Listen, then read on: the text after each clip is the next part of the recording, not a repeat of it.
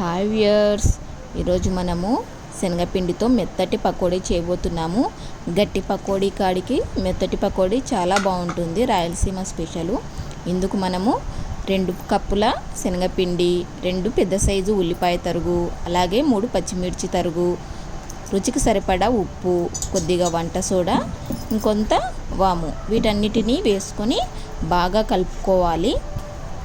ఆ తర్వాత కొన్ని నీళ్లు పోసుకొని బాగా కలుపుకోవాలి. అన్నీ కలిసేటట్లు మనము చూసుకోవాలండి.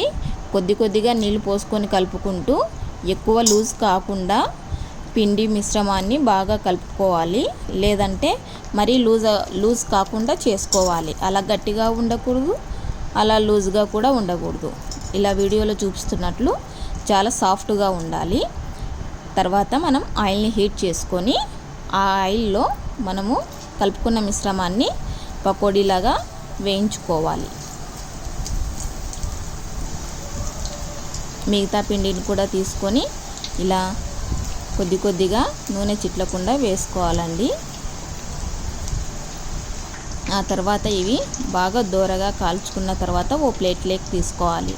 అలాగే మిశ్రమం మొత్తాన్ని ఇలాగే మనము పిండి మొత్తాన్ని వేయించుకొని తీసుకోవాలి.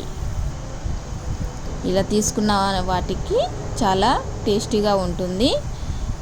సాఫ్ట్గా కూడా బాగా వేగిపోయాయి చూడండి.